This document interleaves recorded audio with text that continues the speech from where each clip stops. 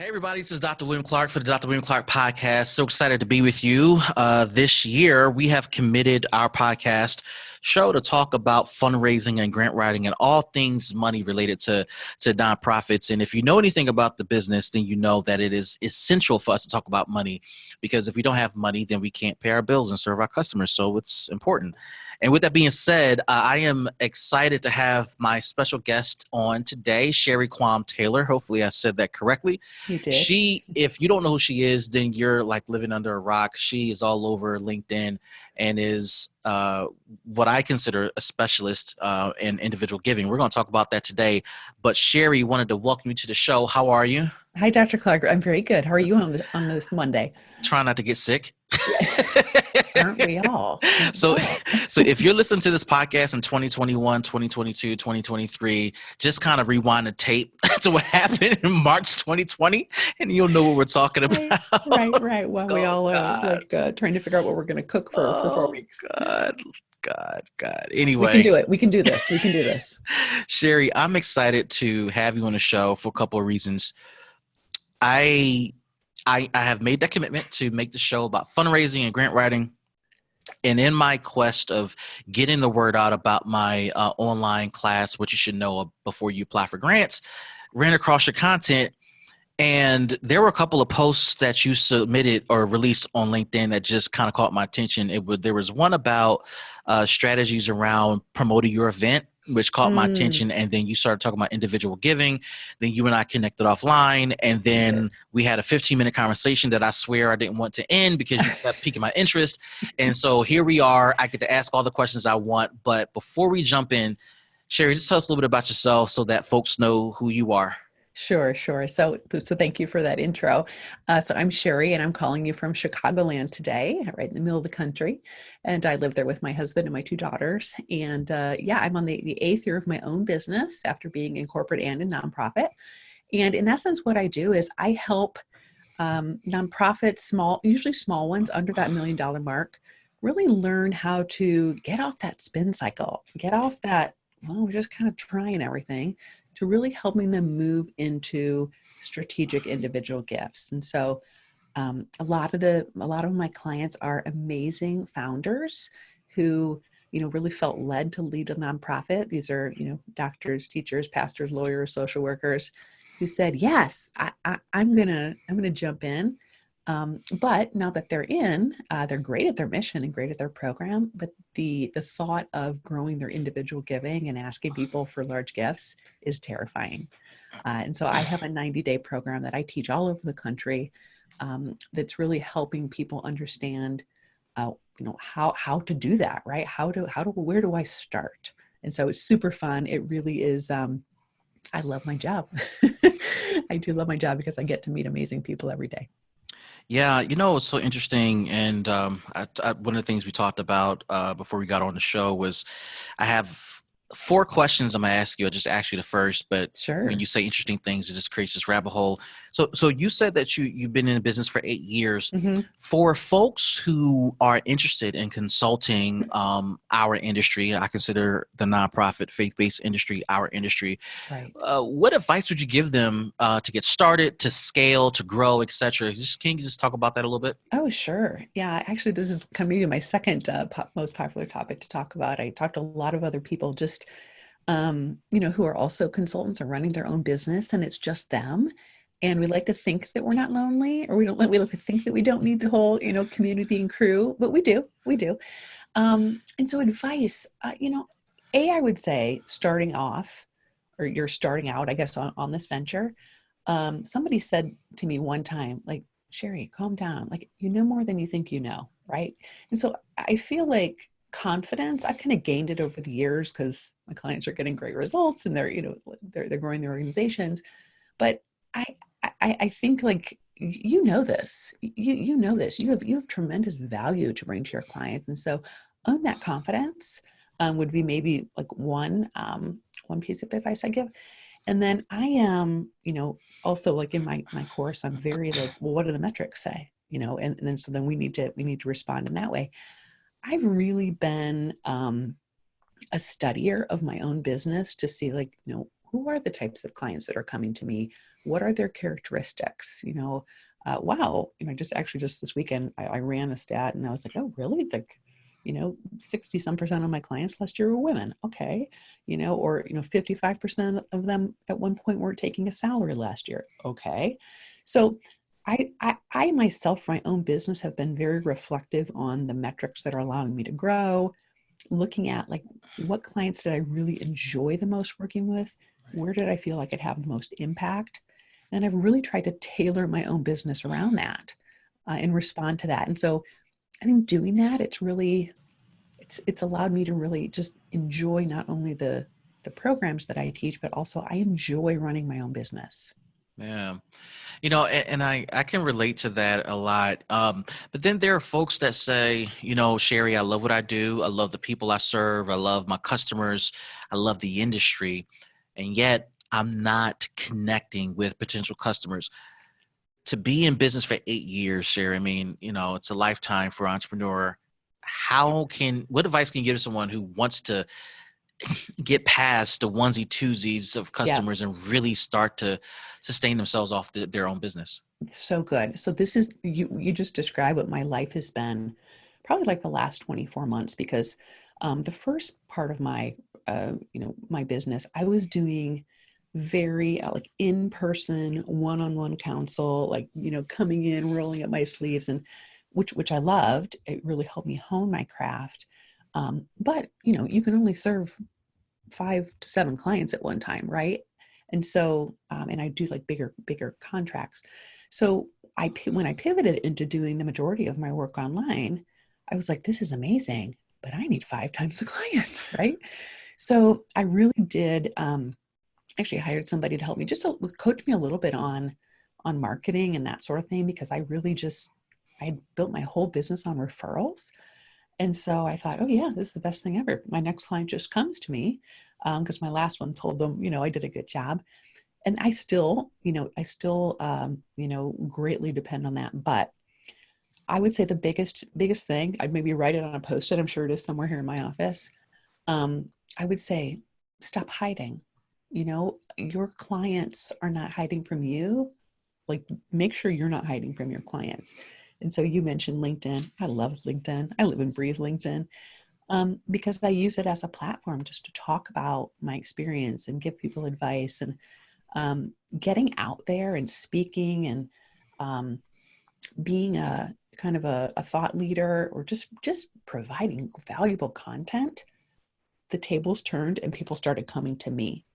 And so that came with confidence, and that came with me deciding there's nothing to hide behind. Like I actually want to help more people. And so once I put myself out there and I just stopped hiding behind any of my own insecurities and silly things, that we do, the tables really turned. So, I do, of course I have my email list. Of course I do a lot of in-person training, and I'm thankful to be on podcasts like this, but um, it's really just that constant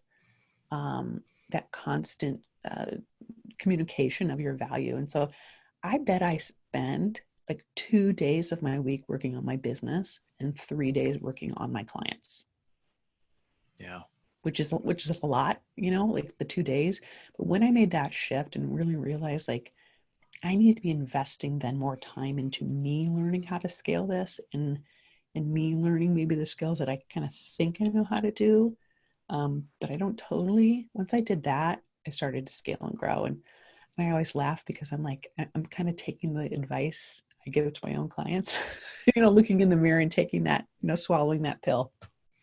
Yeah, that's some really good stuff. I mean, I remember talking with a friend last year about stop hiding. And I don't know what it is about um, small business owners, our industry at large. We generally in the nonprofits world are very timid when it comes to telling our story, which others may call marketing.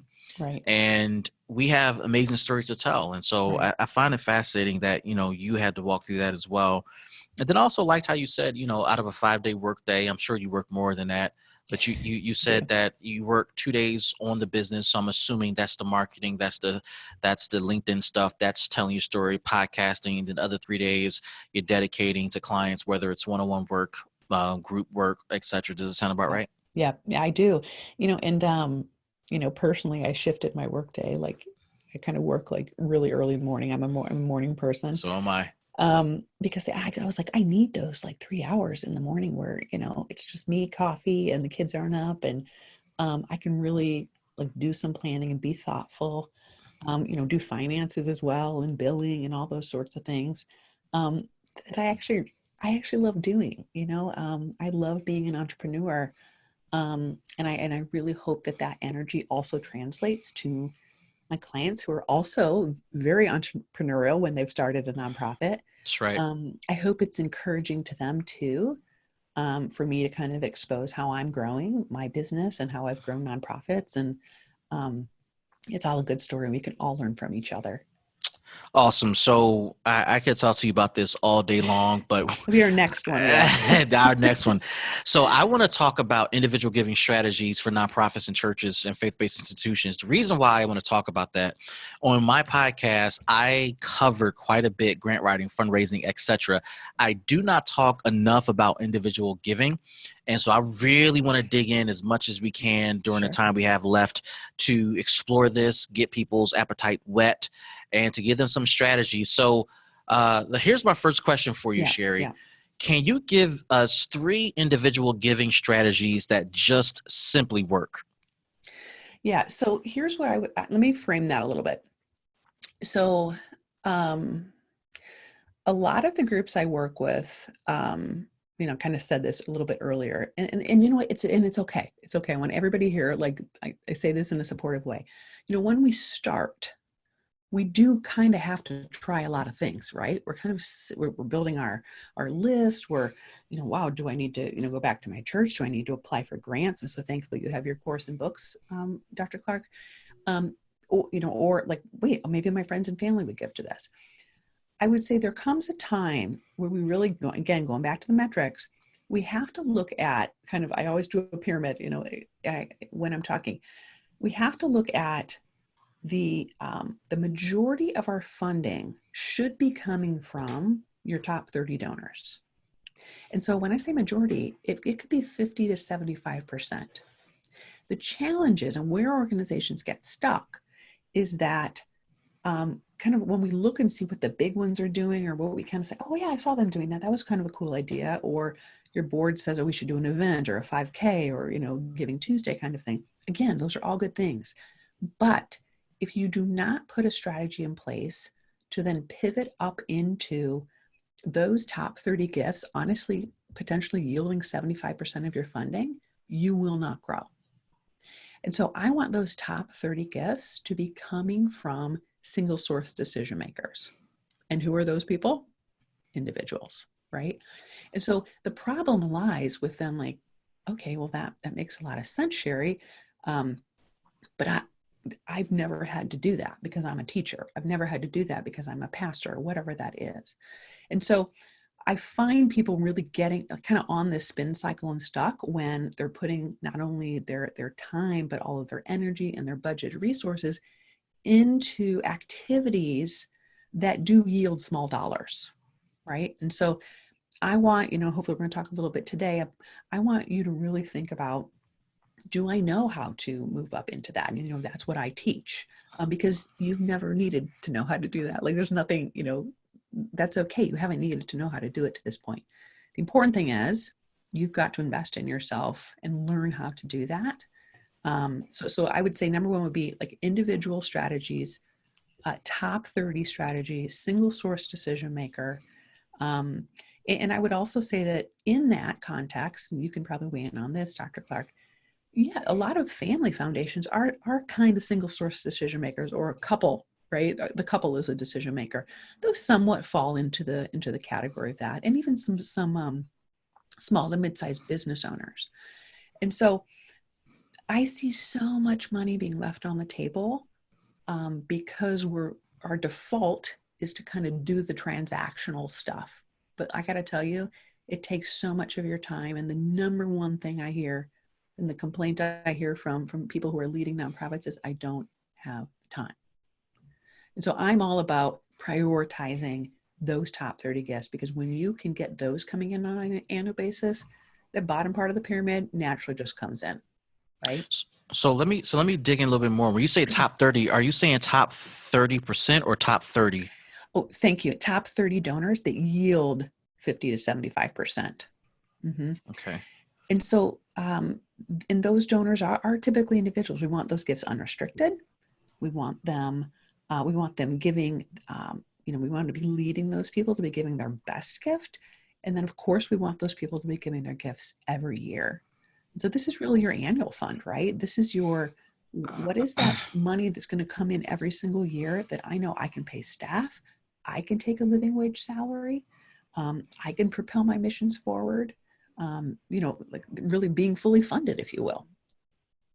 Yeah. So I'm reminded of what when you talked about the top 30 Mm-hmm. that are yielding, and you said 75% of your revenue, It or can, yeah. yeah, And more, but like I want to keep it diverse too, I don't want it to right. be too high. Agreed. I immediately thought about the 80-20 rule. I don't know if you ever read books or concepts around that, but for people who haven't, the 80-20 rule says 20% of your effort or output literally produces 80% of the results you achieve. And what Sherry just mentioned, if you round up the numbers, 75% equals up to 80, and Right. you could literally do 30% of your top donors, and the average turns out to be an 80-20 split. So I find that really fascinating, because in every business, at least the ones I've operated and owned, personally, the ones I've been a part of, Right. there's always clearly this through line between your regular top donors. It's the core percentage of people, and that equation to what is achieved as the bottom line. Right. For pastors, think about this, especially specifically for small churches. Your offering, 80% of your offering comes from 20% to 30% of your donors. Just is what it is. Right. Sherry, Right. like you mentioned, you did an evaluation of your business. I'm sure you would find that same results. Why is it important to embrace and simply master the concept, the intellectual concept of 80-20, 30-70, etc.? Right. I mean, here's the thing. Most people come to me because they are stuck. And when I say stuck, what I mean is 77% of nonprofits in the US will never reach $1 million. And that statistic is crazy to me, because I know amazing nonprofits. And I work way less with churches, but mostly nonprofits. But the nonprofits I work with are doing unbelievable work. Like, I mean, inspiring, life-changing work. And so that stuck point, though, and I want them to get more funding. I think they deserve more funding because they've got waiting lists, and they're, especially right now, my goodness. And so that concept is so important, because so many people in that group are not fully funded. And so what do I mean by that? In nonprofit, we have to have our programs funded, our admin funded, and our fundraising funded. And so if we don't have the money for all three of those to grow at a regular rate, then we get stuck and we don't grow. And so for all three of those to grow, we have to be getting the gifts and the money and the regularity of that revenue, so that when an opportunity comes along to invest in fundraising, we can take it. Or an opportunity comes along for an amazing staff member who we don't want to pass by on, we can take it. And so if we aren't planning to invest the time and energy and resources into all three of those, we will get stuck. But it is very hard to do that if we're just depending on $25, and then an event, right? So this really, the breadth of gifts on an annual basis is the key to that. So that's why that's important. Let me ask you this. You talked about single source decision makers as the key to individual donors. You also indicated that single source decision makers could come from family foundations, small and mid-sized businesses. Right. Could the equivalent of that statement be said this way, that even if you're talking to a larger foundation, a larger grant giving institution, and you're talking to the decision maker, does that count as single source decision making, or does that fall out of the realm of the definition of what you're talking about? Yeah, I mean, probably my first comment would be, no, that's not in the realm. But here's what I'd say. I think what you're saying is, hey, but what if I have a fantastic relationship with that top person? Of course, it's going to go to committee vote, but like that top person I'm like this with, and they've been out to see my program, and we go to lunch, and they really believe in what we're doing. I hear you. I hear you. Probably that chance of you getting that funding is a bit higher. But here's an example. I have a client, and they're doing great work. They're working with young immigrant refugee girls, and they had a lot of their funding was actually coming from foundations, and so they hired me to actually strengthen the individual giving so we could balance that out. Great, fantastic.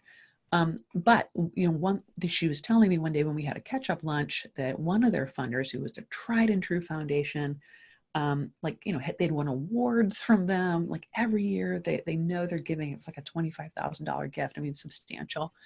She said, we're not getting the money this year. I said, my goodness, why not? She said, well, the news, there's other things that are going on. And so kind of, even though we fit into the criteria, we've reported excellently, we've won awards, we've been there, they're a person model to hold up. Committees decided they want to move the money over here. So it's like, okay. So that's the type of thing I'm trying to avoid, Dr. Clark, is I'm trying to avoid the fickle committee or the committees shifting, or, well, yeah, we used to have all 15 of 15 votes, but now they've got a whole new slew of people in, and now we have to fight for every vote to get that. And so again, if you had a tight relationship with the top person, I would say that of course is going to increase your chances, but stuff like this still happens. And so that's why I want to prioritize the single source decision makers. The kicker to this, if I can share, is those individuals that can make investment level gifts, those maybe families, Mr. and Mrs. Smith, who have the family foundation, and then the individual business owner, who I probably would put loosely in that category. That's where it's like, wait, are you telling me you like literally want me to get a meeting and like sit down with them and ask them for money? Like, I think people avoid that. And that's why I say money's left on the table, because it's like, what am I going to say? What am I going to have in my hands? What's my leave behind going to be? Like, I just don't know how to do that. So we avoid it. And it's just way easier to fill out the form and submit it and like kind of hope that we get the money. Right. That's insane. So, I don't know if I missed it. 3 individual giving strategies that just work. I know you talked like 10 about mushed around. So let's try to call out 2 more. So let's say one of them you called out was single source decision makers. Good. Can you give us 2 more? Yeah. So the other thing I would say is, I want you sitting down and asking one-on-one. I want you growing deep relationships that take time with these top 30 donors, and I want you intentionally soliciting them. And if that seems really scary to you right now, or anybody listening, it's not going to seem as scary when you have a deep relationship with them and you're openly having financial discussions and you're bringing them to a point where you're sharing with them what it looks like to invest in your organization. So I always have somebody, when I'm speaking in person, raising their hand, like, can that be an email? Can that be an appeal? No, it cannot be, right? Like, I want a one-on-one solicitation. So I would say lean into that, with our single source decision makers, and the other thing I would say is, the third strategy of this, maybe I'd give, would be, these are deeply customized experiences. And so, like, the example of the CFO who is running, a big financial institution, and a elderly philanthropic couple who, was touched by a story you told in church. Those donor experiences are 100% different, right? We have the CFO in the first meeting going, so what do you need? It's like, what do you need? So what's your budget? So what you're looking for? Like, give it to me. And it might be like, yeah, I can do that. Yeah, okay, here's the check. It literally could be that. My point being, they want to know metrics. They want to know your plan. They want to know, are you a good ROI, right? The donor experience we may create for this older couple, maybe they're really trying to express what their legacy looks like, and they want their grandchildren to see them being philanthropic. They want their grandchildren seeing them giving back. Maybe they themselves were touched by the mission that you're doing, and so they really are wanting to know the stories. And so that might be handled in a way different way of, oh, they want their grandchildren to come in through on the tour, right? So my point is, if you're going to lead the donor to a solicitation, make sure that you've really planned out all those steps that deeply tie to what that donor values, so that when you do get to the point of that solicitation, you're feeling really confident that it's going to be a yes. Yeah, the funny thing is I'm listening to you talk about that, and it's no different from my fundraising world where it's about the relationship, it's about the partnership, and I think people don't realize that is a secret sauce to a lot of this. And I will say a lot of what you're talking about is a secret sauce to running any successful business. Right. Being okay with asking for what you want. You want money from a particular customer in exchange for a t-shirt, pair of socks, or in this case, a good program. Right. And you got to ask for it. You got to ask. You got to ask. And, like a lot of times I'll always ask a question when I start working kind of in the middle. We kind of look at, like, so who's been giving? Like, let's kind of look at look at this list of names. It's like, well, these people, they mail in $2,000 every year. And well, they gave $5,000 at our event. And I'll always say, was it their best gift? I don't know. I probably, it's usually not, right? It's usually not. And so part of that is not only asking for what you need, but knowing what you need. Yep. There's a whole nother topic, which I love talking budgeting and kind of how do we make sure the donors understand we actually have a need? That is a huge part of this.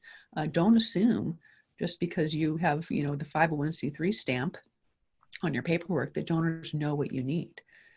Donors don't know if you're a small organization or you're a big organization. And so oftentimes a lot of us, don't have financial backgrounds. And so, are more approaching our fundraising or our budgeting or our financial need, more like, well, we'd love to do those three things. And so if the money comes in, we will, right? Versus, we have a $500,000 need this year. We're really excited about it. Could I share with you what we're going to be doing?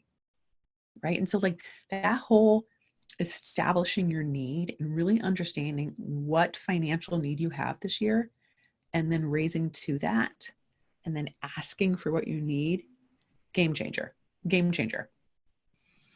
So exciting. I get excited about budgeting. Yeah. I this is again one of those rabbit holes because, in my course, masterclass, what you should know before you apply for grants, Sherry, I don't talk about a lot how to put pen to paper when it comes to grant writing and fundraising. What I've learned over the years is what we're talking about. It is the relationship and it is the strategy that goes into the work itself. Right. I noticed in our business, in our industry, that we don't do a good enough job strategizing and planning. And we don't do a good enough job assessing what we specifically need out of a relationship. It is almost like we treat our work as charity. And as such, we have filled our board of directors with people who view our work as charity and do not view the work we do as running a viable, thriving business. And I think that leads to my next question, which you can answer if you choose. What stands in the way of us, of a successful individual giving campaign? And it almost feels like part of it is us not treating our work, our organizations, our churches, like the businesses that they are. The only difference is we don't keep the return at the end of the year. Right. That's the only difference. And so I don't know if you want to talk to what stands in the way, but I mean, how do you view what's standing in our way of successful individual campaigns? You're speaking my language well. Yeah. So this is how I approach this. That, again, back to my pyramid, those top 30 people, I refer to those as our investment level donors. That's right. These are people who are running successful businesses, are entrepreneurs, are leaders in the community, are knocking it out of the park, right? And they're successful at it. And so if we are going to go and personally ask them for $20,000 of their own money, right? Not like, yeah, let me get you a corporate sponsorship, but their own money, we sure as heck better be able to have an investment level conversation with them about the business we're running. And so this is step one. This is where I always start. There are 3 things that have to be clear in a donor's mind before they're going to invest in you. And it's, look, very quickly, what are your plans? Where are you going? What are you doing? And whether you have that, 30-page bound strategic plan, pointing to shelves, up on the wall, binder on the wall, or you're like, it's in your, in your head and it just hasn't come down to paper yet. Your donors have to know what you're going to do this year with your funding, because next year you're going to do this, because in 5 years it's going to be this, right? This is a little bit of crystal ball. We don't totally know, but it's okay. We have to be sharing that. We have to be getting our donors thinking about annual fund gifts. And that means we need to tell them what our plans are on an annual basis. So our plans, our investment level donors have to know, what in the world are you even going to do? Fine. I believe you should solve, childhood literacy in our neighborhood. Of course you should do that, but what's your plan to do it? Right. And then there's your programs. And this is like, I'm not a program person, but I can tell you, when donors are confused about your programs and what you're doing, don't totally understand how your expertise is unique and is actually solving that, you're not going to get their best gift. Nope. And so this is where, we start listing all the things we do, like, well, we do with this, we do with this, we do with this, we do with this. That's fine. Those are the activities and tactics you're doing. But what really are your programs accomplishing? That's right. And so you need your plans and then your programs, which is really, how are you setting yourself apart from the 500 other literacy after school programs, right, in the community?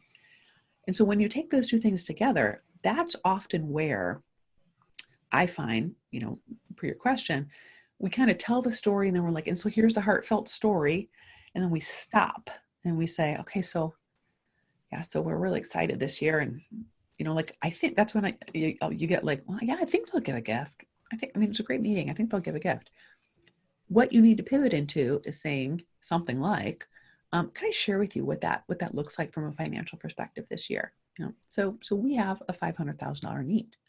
And so if you are raising to a budget and setting a goal that's only a little bit more than last year, you're not going to grow. You're going to stay in that 77% of nonprofits under $1 million.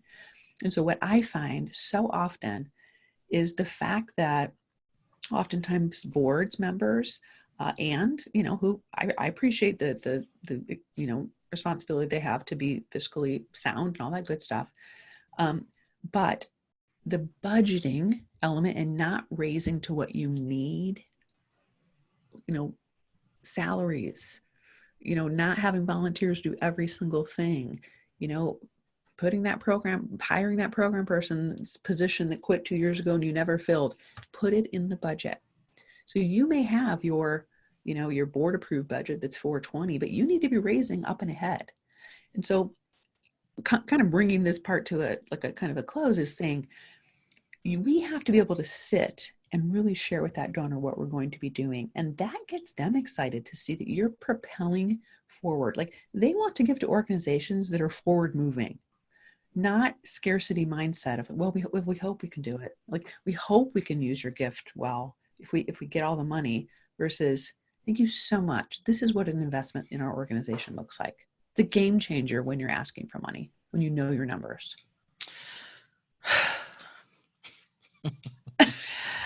I like that sigh. When we were talking in preparation for this, I told you were just speaking my language. I don't think we have time to go deep into this, but let me just speak to our audience for a moment. Sure. I'm going to put a practitioner hat on, and what Sherry is saying is absolutely true. But I'm going to say something, Sherry. I think what makes what you're saying hard to accept is that people, whether you're a small business, for-profit, nonprofit, mid-sized business, it is difficult to talk about raising income expectations, whether it's from donors, funders, or people buying a product from you. It's difficult to do that if you have not figured out how to master your core operations as it stands. And here's a practical example. You gave an example. Let's use some easy numbers. We have a budget of $500,000. We want to raise the budget to $750,000. And Sherry said that, you got to hire more people and move to a new office and buy more supplies, and you got to put it in the budget. From a business standpoint, from a strategic standpoint, just because Sherry said that, and she's absolutely right, does not mean you go ahead and spend money that you don't have. What she's actually saying is you have to do a phenomenal job of managing your current 5 employees, making sure their time is efficiently used to do not only their core functions, but then some. And I'll say it like this: the 5 employees have to perform as if they are a team of 10. So that when you're going out and selling your vision, selling your plan, selling where you're going, you can talk about the cool progress you're making towards 750 level outcomes while you only have a $500,000 operating budget as it stands. It is a balance, Sherry. I know you know this, but for our audience, it has to be said. I love it. There is a balance between high-end performance while you're fundraising towards higher end outcomes for a time that will come. And I think from a business standpoint, our industry struggles to kind of put 2 and 2 together. So I don't know if you want to react to that or if you want to share some more about a different topic. Well, I mean, it's funny. Not all board members at first blush like me. I know it's hard to believe. Here's what I mean by that. And I'm like passionate about winning them over. Here's why. Because it's like, that is crazy talk. We can't spend that kind of money. That's right. Yeah. Like, hold on. I didn't say you're spending it. If you aren't raising it, I'm not telling you to just spend it. Like, no. But what I'm saying is, if you don't have a realistic picture of what you need, and maybe 750 is a big jump, but let's go with 750 here. Let's pretend like nobody's been getting paid, right? Yep. 750 is what you need on the expense. I'm doing like on your profit and loss statement, the expense.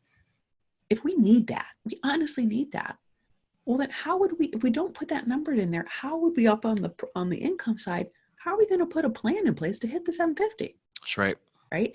And back to our original comments and all of this, the only way you're going to hit the 750 is if you focus on the top 30 donors. Yep. That's the only way. And so, of course, you're not going to hit 750 if you keep doing what you're doing, right? Like, we're going to hit 750 if I like your angle and attitude. Like, everybody has to be exceeding expectations and performing amazingly. I hear you. I've been that person before. But we also have to prioritize on what is going to bring the money in and stop kind of trying all the things and use what is going to bring in the most amount of money, and that you're going to feel in that, on that bottom of your profit and loss statement every single month. So it's priorities, and stretching ahead and really throwing that scarcity mindset out the window. Totally agree. I totally agree. And to put folks at ease, just because you have a goal to jump to 750, it is highly likely you're not going to hit it the first year. But the cool thing about it is you've already done the hard work of trying. Yeah. After you try and get off your butt and do something about it, there's no other place to go but up. I mean, if you're at 500 and you're trying to get to 750, there's a $250,000 gap. If you only raise $100,000, as Sherry talked about early in this podcast about studying and learning from her business, I think that is a relevant takeaway for any nonprofit. If you only made 100 of the 250, who gave it? Who are the top 30? And this goes back to what Sherry's been saying. Who are the top 30 that gave that 100? And who are other avatars that you can replicate to be a part of that top 30 and repeat the process? Right. And sometimes I'll say like that, I don't have any other phrase for it. I say crystal ball, I'm looking for something else, but like it is a little bit of okay, so our budget was like barely squeaking by 500. But we know we needed to be at least bringing in 600. And then, oh, wait, we don't have a reserve, like no money in the bank. Yep. Okay, Yep. so now we need to be raising to 650. I say that because, like, you know, I don't want someone to be like, once in a while I have the person who's like, I need $1 million. I'm like, what'd you bring in last year? 200,000. Okay, hold on. I want you to have $1 million. I do. But here's the thing, that number, like I want us to hit it too, right? Like, so I'll say like, be conservative, but stretch, right? Like, I don't want to be, we need $1 million because, you know, sadly sometimes, like, let's say in this example, we did say 750 because we needed it and we felt like we could do it. You know, if we get 750, your example, if we get 751, like, we are the heroes on the planet. We are like, you know, full on everything. If we're at like 748, oh, you know, you didn't quite hit that, you know, right? So it's all in the eye of the beholder. So I'll even say, okay, I believe you. You might need $1 million, but let's set this and put a strategy in place to hit a realistic number that is going to stretch us. Because this is the long game, right? This is the long game of growing our annual funding steady, growing our relationships in a steady way that's just going to build and build and build over time. And so that's why I always say, like, that quick fix, like, let's have a gala, let's have a 5K. Those are steps in your donor experience. Those are not the experience for your top 30 donors, right? And so your top 30 donors are annual fund mentality. They have way less to do with events, way less to do with, you know, kind of one-off type of things. It's because, you know, people are sometimes shocked when I say this. I don't always want your top 30 donors giving at a gala or giving at an event, That's because right. I want to ask them separately. I want them to be your special exclusive guest there, maybe. That's I right. don't want them giving. I don't want them giving during Giving Tuesday. I want them giving when I sit down with them and I'm soliciting for their best gift. That's good. So our time is catching up with this, but Sherry, before we go, what immediate steps can an organization take right now to build a successful individual giving campaign? If you just had to give Yeah, just some ultra simple steps to just get people going, what would you say to them? right. I mean, I honestly, Dr. Clark, would start with their budgeted need. And so if you, like, literally right now, look at the number you raised last year, and now have some really honest questions to yourself, you know, like, are you taking a living wage salary? You know, do you have a bookkeeper? Do you have a reserve? All of these things that you need to be able to run your business well. Run an exercise, put it in the budget, and then add a little bit, right? And then say the phrase, we have a $550,000 need this year, right? Not, well, we hope we can do this. Like, to me, that little tip is a game changer, because when you're talking to donors and people hear, yeah, we have a $550,000 need, versus, well, we hope we can make it through all of this crazy times. Like, who's the better investment? Who am I hearing that's going to use my money well and has a plan to use my money? So, like, that is the smallest snippet of, like, advice I would tell people. It is maybe one of the biggest things, and that kind of mindset aha moment with my clients I'm working with, to be like, I can do that. Yes, you can do that, because you need it. And here's the thing. I had a client tell me the other day, she said, do I have too much money in the bank? I was like, oh, this is music to my ears, right? She's a good student. I never hear nonprofits say that. She did, but she was saying it because it was like, and I said to her, it's not that doesn't mean you're going to, like, go buy cars for people. Like, you're going to invest it well, and you're going to invest in your programs, and you're going to open that other site in that other city you were telling me about. So raise ahead. You're going to use the money well, right? Right? We're not buying gold watches, right? So be confident with it. And if you had to come back to your donor and say, we actually raised 200,000 more than we were planning, and here's what we're going to do with it, and so thank you so much. How wonderful. Great. There you have it. Sherry, how can people get a hold of you? What services are you offering right now, and who's your target client that you Awesome. want to work with right now? Thank you so much. So I can be found on my website. So it's my two last names smushed together, Quam and Taylor, Quam, and Mary Taylor. And so my core program I work with, Dr. Clark, is really my 90-day fundraising accelerator. And so I'm looking for people. I start about 2 or 3 a month. And so in essence, it's really going through kind of 3 main steps of how do we translate like those plans and make sure our programs and our budgeted need, how do we make sure we have that in place so that's clear to a donor? And the second step is really how do then I teach like people how what do I need to have in hand? What does that solicitation look like? How do I create a great donor experience for those 2 examples I gave? And then the third is I'm really teaching them how to solicit and sending people out. And so it's a 90-day program. I teach virtually online, and my clients are securing their biggest gifts, and for the ones who even right now are thinking, I don't have donors and I don't know how to do that, I have people securing 4, 5, and 6-figure gifts as a result of the program. And so it's called Let's Grow.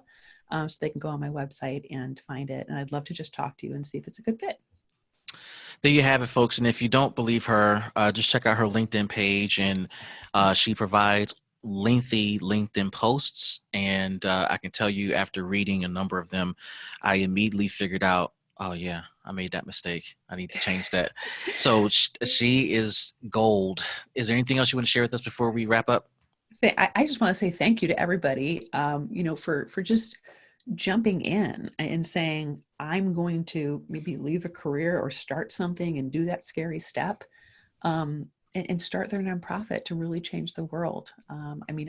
It's really, I get to work with the best people every day because I'm working with people like that. So I just say a big thank you right now to everybody.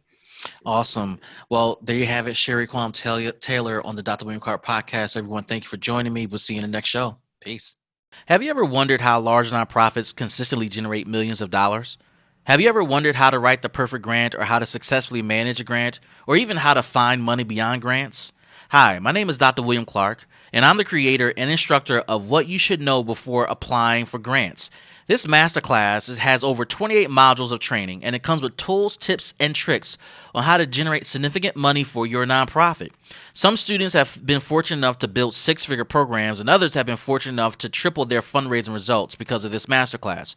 Whatever your fundraising goals are, this masterclass can help you achieve them. To register your seat, simply go to mysixfigurefunding.com. That's mysixfigurefunding.com, and you'll be taken immediately into our student portal where you can access all of our trainings. You can take the trainings on demand, at your own pace, and at any time. You even can interact with other students and me all online from the comfort of your home or your office. If you want to secure your seat today for this masterclass, what you should know before applying for grants, simply go to mysixfigurefunding.com. Again, that's mysixfigurefunding.com. And I'm looking forward to learning with you and growing with you as you achieve your fundraising goals for your nonprofit.